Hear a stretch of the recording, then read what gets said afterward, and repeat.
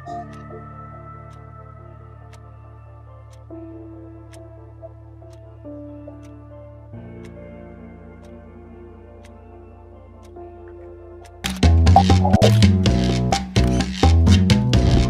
Rob Nelson, talk show host. Because you got the 70s thing going there. I got someone's underwear. Robert Kennedy, thanks for taking a minute. Simple question. Tucker? It's good to see you. Listen, You're a Bitcoin maximalist. You're Bitcoin forever. I hate this central bank digital currency. Hey, I don't have all the answers, but together, I know we can find them. Hey everybody, welcome to the show. Welcome to Rob Nelson Live. Happy Wednesday. Well, I had a whole show planned, and then Hamas agreed to a peace deal. So that takes over precedence of my stuff. Although some of what I'm going to get to is going to get into going to show up anyway, and it's going to tie into it. So let's just start with the facts. Hamas just today agreed to at least the first step of the peace deal that Trump put out, the 20-point plan, which makes it 2 years, just almost, just over 2 years since the, actually 2 years, almost to the day of the October 7th, 2023 Hamas terrorist attack on Israel, which was the bloodiest day for Jews since the Holocaust. And led to the most deadly war that Gaza has ever seen and the most destruction Gaza has ever seen. And let me just start with, Trump's statement. I'll get into some of the details later, but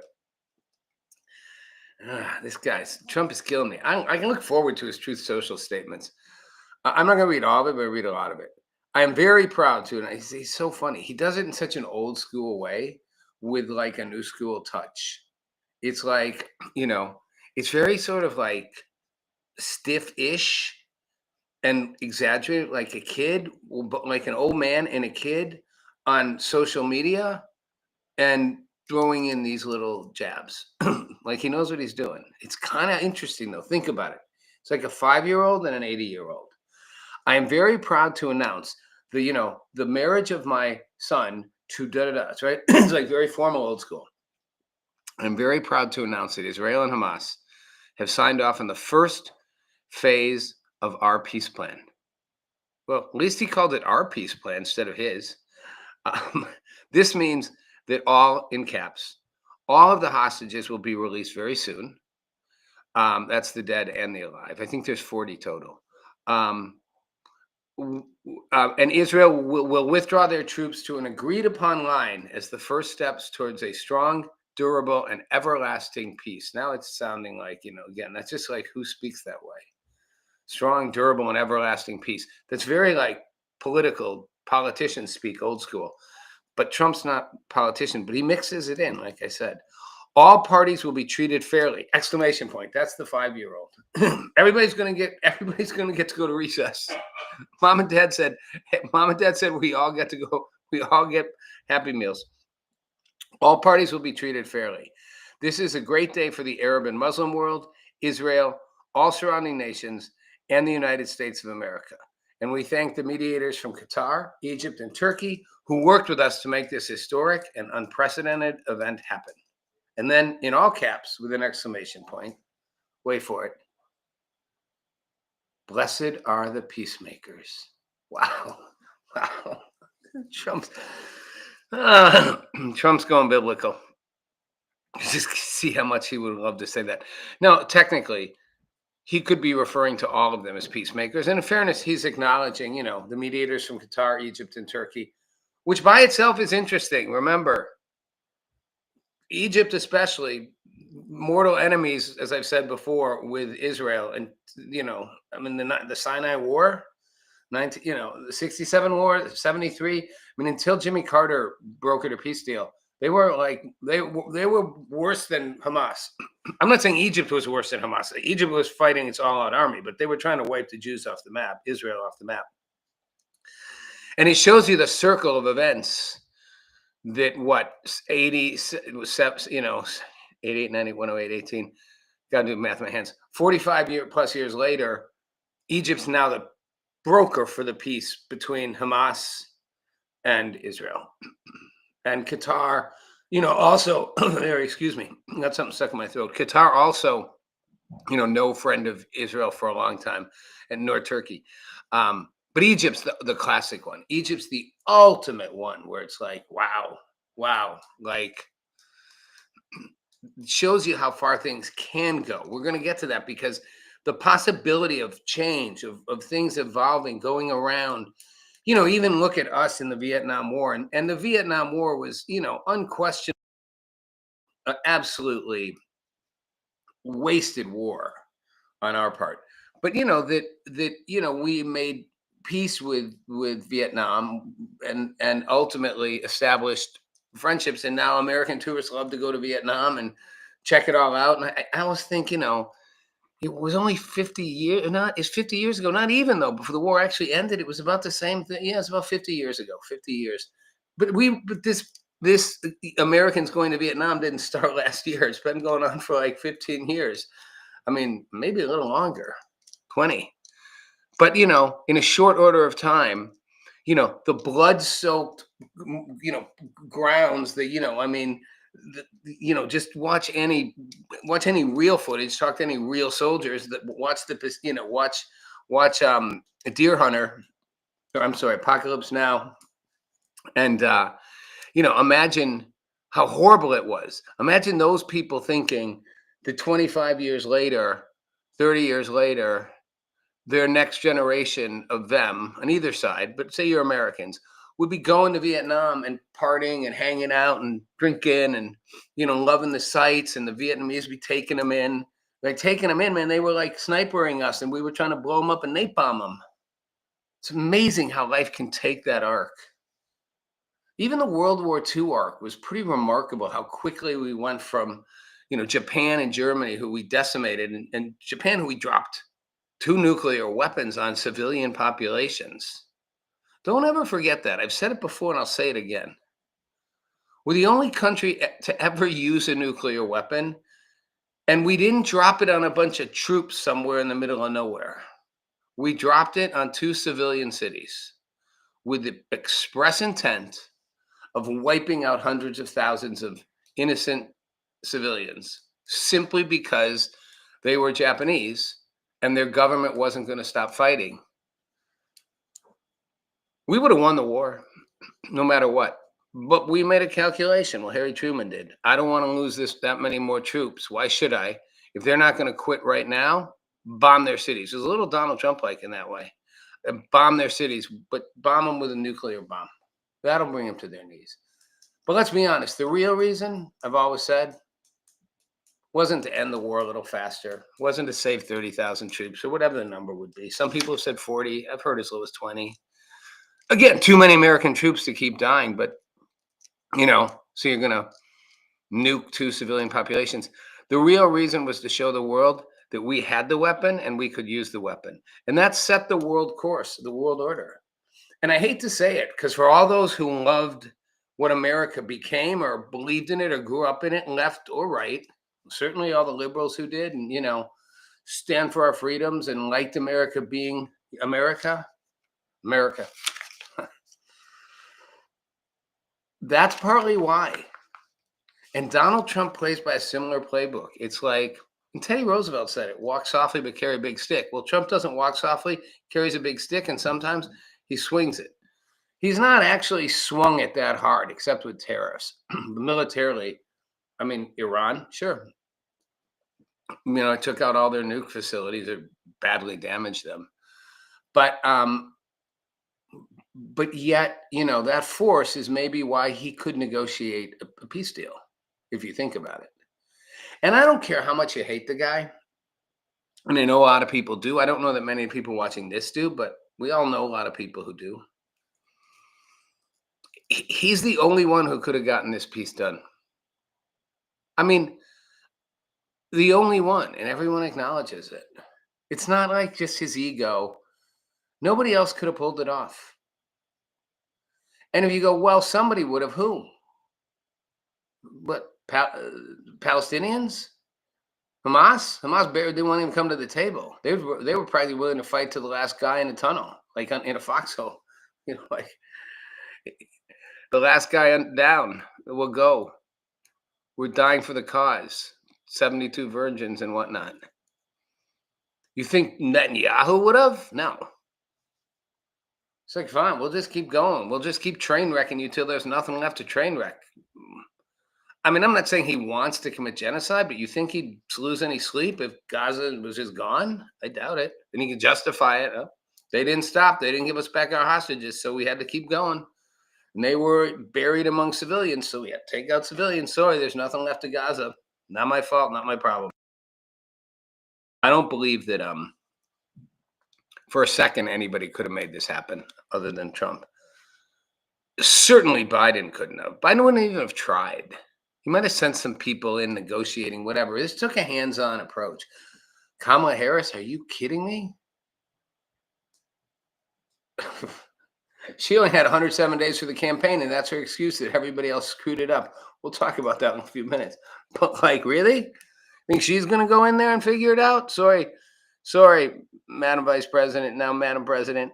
You know, you don't get an excuse of how long the runway is. Sorry, you got 60 plus years of active back and forth wars that go on here. You got two people. One has hostages and is embedded and is on a mission to push the other to the river to the sea. And you got the other one with far more firepower, determined to wipe everything out if it needs to after having lost more people in a terrorist attack than they've ever lost since the Holocaust.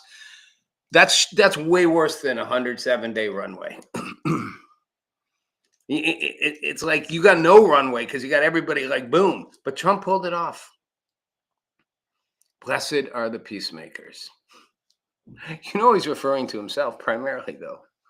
It's like, for they shall be called the children of God. Trump's like, that's me. The members of the hostages' families nominated him for the Nobel Peace Prize. The guy gets nominated for more Nobel Peace Prizes. Do you think he'll get one? I mean, he probably should, ending this war, if the peace holds up. I just go back to real quickly, the 20-point plan is Israeli forces have to completely withdraw from the Gaza Strip. And in exchange, all the 48 hostages get released. I have the number here. They think 21 of them are still alive. So, that's 27 who are dead. But they want the dead ones back. The original 20-point plan is Hamas has to completely disarm, completely, in exchange for Israel's ending its military operation. And then there has to be more aid for Palestine, humanitarian aid. And then they can begin reconstructing Gaza. And, and there's amnesty for any Hamas members who want to give up their arms.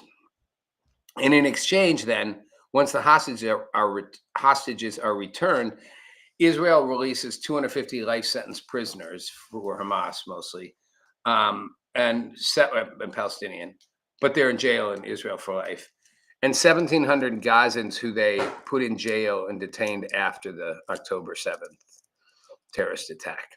So, and then the last point, Israel will not annex the West Bank.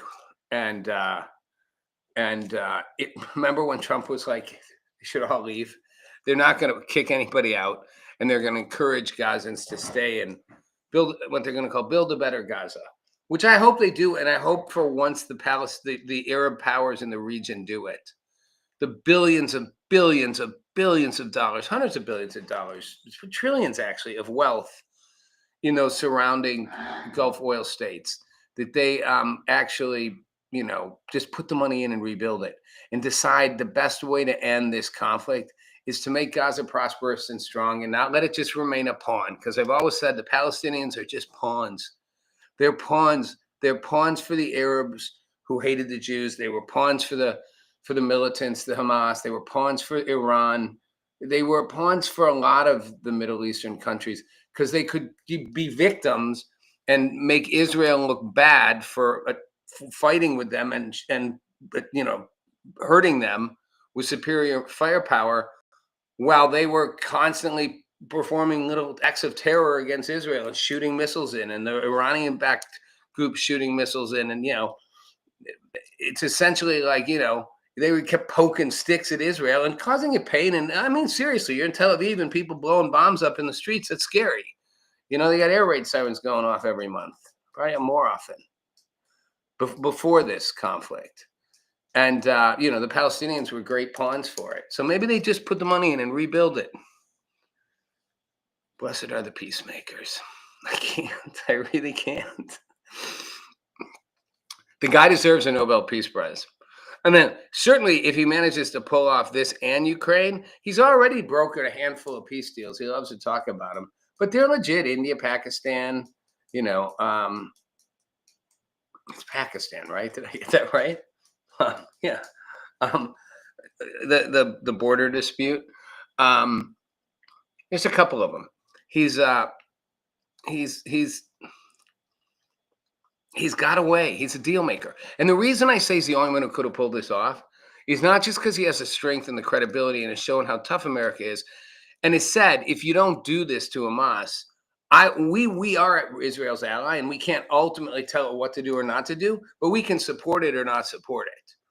And if you guys don't make peace, we'll fully support letting Israel just steamroll over you. And no one can stop it because we have a vote in the UN Security Council. So not that a resolution would matter, and we give them arms and we'll give them backing. So either make peace or we give Israel the blessing to literally stop at nothing. Like, we don't care, indiscriminately just finish the job. Trump had that authority, and people believed he would do it. Not that we'd send in our own troops, but that he would be like, go for it, Bibi. Finish the job however you need to. Get every last single Hamas terrorist till they're all gone. So that was Trump. But the other part is, and this is the part that I think is where the deal making comes in. He did have a good relationship with Netanyahu. Obviously, Hamas couldn't stand him. But where did he also have relationships? He had relationships with the leaders in the Middle East, in particularly Qatar. And remember when he went to Qatar? Remember when he went to Saudi Arabia? And how, the crown prince greets him at the plane, gives him the royal treatment. When Biden goes, like, sends somebody else, and, Biden fist pumps, and the crown prince dances to YMCA with Trump on stage. It's still my favorite. The crown prince of a Muslim nation, as the gay anthem plays, YMCA, and he gets up and he starts doing the Trump with Trump. Wow. He had relationships, business relationships, folks, that all the media loves to trash. Those business relationships translated into political capital. And as a president, he exercises them. So he goes, guys, we need to do this. Come on, trust me. We all work together, make deals here. We like each other. Need your help. Need you guys to be mediators. Need you guys to step in. Need you guys to talk to Hamas. Need you guys to convince them that this is a better option than fighting to the last one, because just like with Japan, eventually you would have lost. The nuclear bomb is coming with more behind it. Not literally. I'm not saying Netanyahu would have literally dropped a nuke on Gaza. That would be really stupid, given the border. But Trump did it because of who he was and how he is. And he deserves credit for that. Whether you like him or not, whether you like all his policies, even to the degree you not necessarily love his personality at times, his personality works for this kind of stuff. It works in the world we live in. And I really do hope the Nobel Peace Prize Committee can see past their own bias and go, we don't have to like the guy to recognize that he's accomplishing a peace that no one else could have accomplished. How long will it last? I don't know. Well, what if we see Gaza getting rebuilt in the next couple of years? How beautiful would that be? It's not going to be a resort, like Trump said. Let's make it a resort. But they can rebuild it. They have plenty of billions and billions of dollars in the Arab countries that don't want to take him to do it. All right, moving on. For the last part of the show, I'm going to talk about a couple little odd stories with a sidebar note that I'm going to pick up next week. So Kamala's back. Kamala, who could not have negotiated this peace to save her life. And she gives these interviews. She's lacks in self-awareness to a degree that's stunning. I mean, I could argue Trump lacks self-awareness, but it's a different thing. I mean, he maybe acts sometimes like whatever, but he seems to know what's actually going on, and he lives in his own world like we all do. But Kamala, she felt she wrote the book because it's history, and she wanted to write about it because it was important to me that it be told with my voice being present. It's very Kamala speak. One of the reasons I wrote it is history is going to write about this, and it's important to me that it be told with my voice being present, meaning history is going to write about this, so it's important that I get my side of the story out there. Okay. And I would say that everyone, we are living history right now. I think that's sort of true. It's like it ain't over till it's over. Yes, we are all living history right now. And you all as storytellers are living this. You're not passionate observers. You know what you're living it. But then she goes on to say that she's going to ask that all the emotions we're feeling, that we give that experience to these people that you're writing about and writing for. I get more confused the more I read it, what she says. It gets back to my point about helping people just put a label on it, even if it doesn't change the circumstance. That is the dumbest thing ever. Even if nothing changes, put a label on it, mark it down for future reference, label. It's kind of the essence of identity politics in a weird way. Label it. It doesn't matter if it has any valuable impact. Label it. Is it DEI? Good. Labeled. Good. We got it. And then she said that, these motherfuckers are crazy, referring to Trump and Republicans. Okay. Both sides think the other side's crazy. And she told the Hollywood Reporter when she realized she lost, she kept saying over and over again, "Oh my God, oh my God." And it was the worst grief, except when her mother died. She was grieving for the country because, quote, "I knew what was going to happen." She wasn't grieving for the country. She was grieving for the fact that she lost, and she's an ambitious political woman who wasn't very good at politics and never really has been, and lost. And she was sad and grieving. She wasn't grieving for America. If she was, well, America's doing pretty good right now since Trump took over. Markets are looking good. Bitcoin's up there. Crypto, the future, blockchain's on a roll. We got tariff stuff going on. There's a little hardship here, a little hardship there, but they're negotiating, adjusting. The rest of the world seems to be lining up and going, we should owe you a little more respect and thank you. And yes, you can pay a little less, but thanks for being here, and let's partner with you, and we'll work together with you to end the war in Ukraine and Russia. And the Middle East going, yeah, we're on board, Mr. President. Let's get a deal made here and get this Jewish Palestinian, Jew Arab Palestinian Israeli conflict over. People are going to think I'm an anti-Semite because I said the Palestinian Jew conflict. Sorry, my girlfriend's a Jew. She is. So here's the other part that I just want to touch on. This is the part that really gets me. She said it was the tightest, it was unprecedented because it was the tightest. So it's not just that it was 107 days. And that was why she couldn't win. Again, let's not note that it was 107 days and you had the backing and the wealth of almost $2 billion in most every single mainstream media organization behind you, most social media platforms. You had all the cards in your favor. And you still lost. But yes, you only had 107 days. She said it was the tightest, closest presidential election in the 21st century, meaning since 2000. That's not accurate. It's a lie. Then she said, he does not have a mandate. That is not a mandate. That is not a mandate. I like how she always repeats herself. Okay, let's just quickly look at the numbers.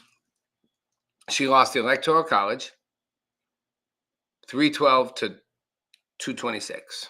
Just right. 300, 500. Yeah. Yeah, that's right. 312 to 226. She lost the popular vote by a couple million, a little over 2 million, just under 2.5. She lost all 7 battleground states, the states where it's close, that aren't red or blue, that are battlegrounds. Nobody loses all 7. All went to Trump. Electoral College, popular vote, all the battleground states. No, it wasn't. Oh, and the House and Senate. No, it wasn't a mandate. It was the closest election ever. Just to be clear, 2000 was the closest election ever, Kamala. George Bush versus Al Gore. Remember that one? Not yet, still in your time frame, right? You were like 40, 45, whatever.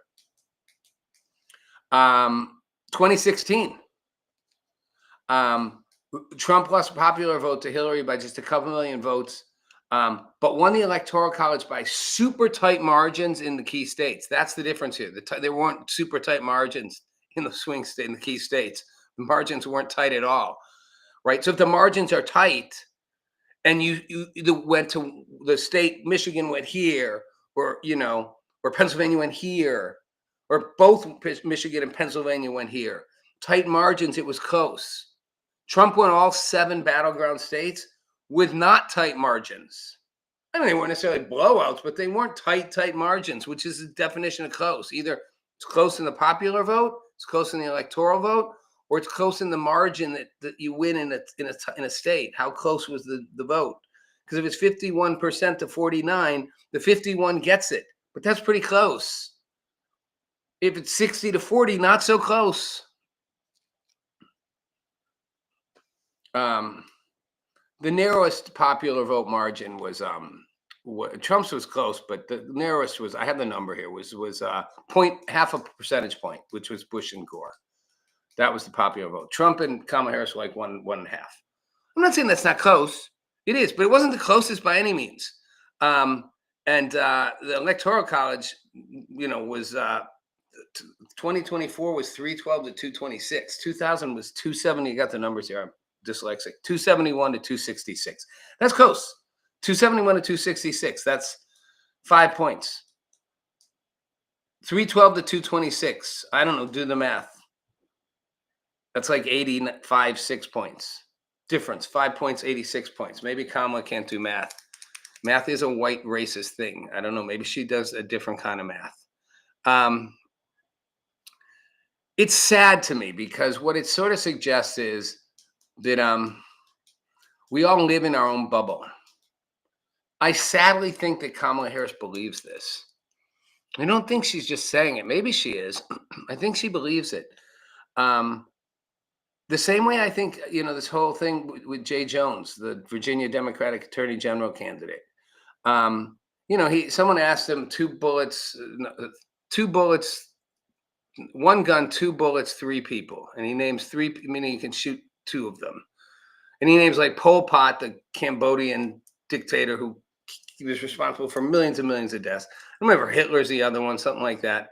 And then he names the Speaker of the Virginia House. He's running for Attorney General, the Speaker. And he says, he doesn't go one of the other 2 on the Speaker. He goes 2 bullets for the Speaker. Really? All right. But here's my point. He's texting a friend. It's obnoxious. He obviously doesn't mean he's going to kill him. And even in the climate we're in, I don't know that I would find that it's sort of a joke. I never minded when people joke to friends about Trump being, everyone got all indignant, if I could, Donald Trump, nothing make me happier than he was dead. Too bad a train doesn't run him over or whatever. If you asked a ton of people about that with Trump, they'd be like, yeah, it probably could flip it the other way too. When Nancy Pelosi was Speaker of the House, if you had, 3 bullets, whatever, they'd be like Nancy Pelosi. It's just how people are. I do think it maybe makes him not qualified to be the Attorney General of a state. I mean, you'd have to really question the chief law enforcement officer. That's the person who goes into court or sends their people in to prosecute. It's like Letitia James in New York. She's made a point out of, I'm running to put Donald Trump in jail. It doesn't make for a really fair and balanced justice system, right? So probably disqualifies you for that. But the outrage on the part of Republicans is overdone. It's like, come on, we all do it, I mean, it's the equivalent of Donald Trump's grab him by the pussy. And whenever he made a big deal, like, oh, see, he's a misogynist and he wants to just abuse women. I'm like, he is it's a locker room talk, and he's semi-joking, although maybe he's being honest that he can, but he probably doesn't. And he's probably touchy, maybe, I don't know. But either way, it's comments like this all the time people make, and we make too much out of them. But we mostly make it out of when the other person's saying it. So meanwhile, all the Democrats are saying, whatever, it's not a big deal and it should be ignored. So this is my last thought on this guy. Somebody just found he also did say something else where if more police were killed, it would reduce shootings. But he said he didn't say that. And he did make some comment, which he apologized for, about if this guy's fascist kids were killed, that would make him change policy. That I don't, saying you want him dead. Don't go after the kids. That's just the decline we've fallen into. But someone just found that he said this in 2020 on X. People got to realize what they post is out there. I mean, pictures of you may not be, because you could just say they're AI, but these posts, I guess you could say it was an AI post, but he called on the then Republican candidate for the House of Delegates in 2021 to drop out of the race, because there was a post that this guy Copeland, the candidate, the Republican, had criticized the appearance of the Democratic House Speaker. And some people thought the criticism was anti-Semitic. I don't know what the post was. Maybe it was about the person's nose or whatever, but it was, making some fun of them.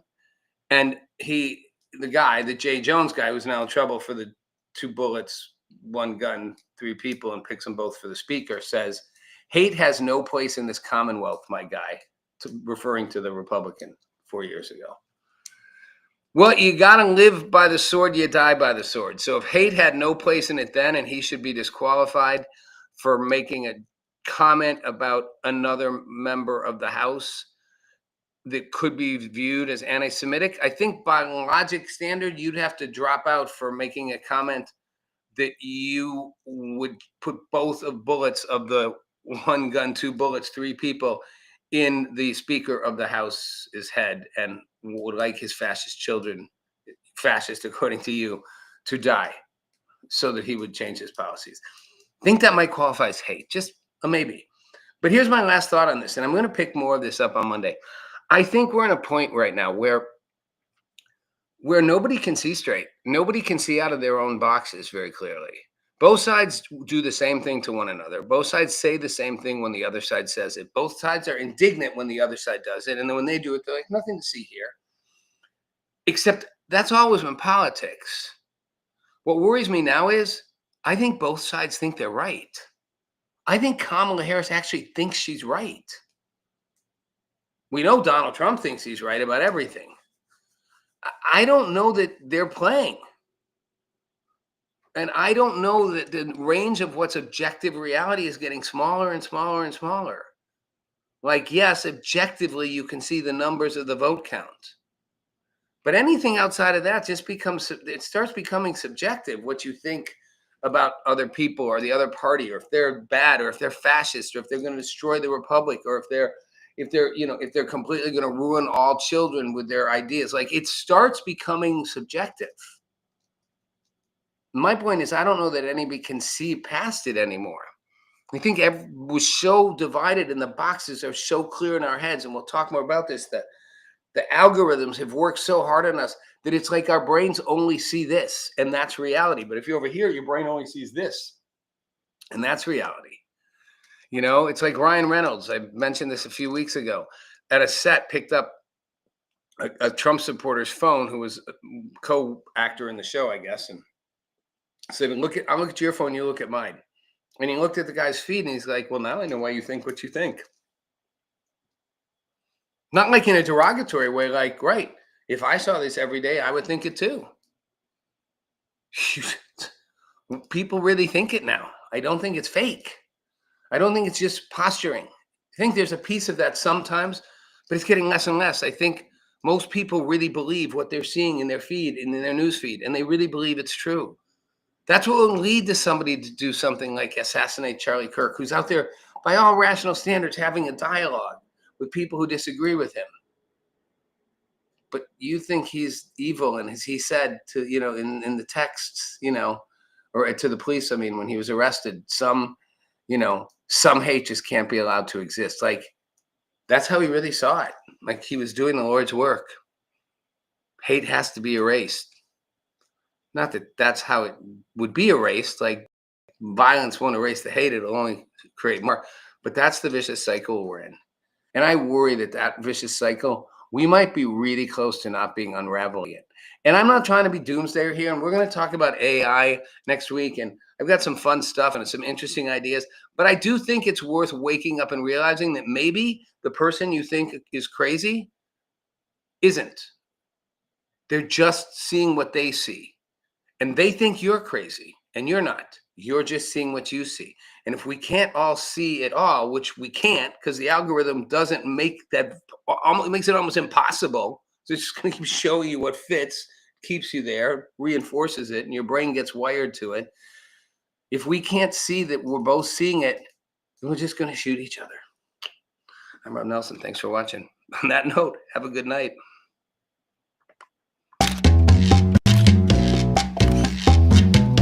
Meet Rob Nelson, talk show host. Because you got the 70s thing going there. I got someone's underwear.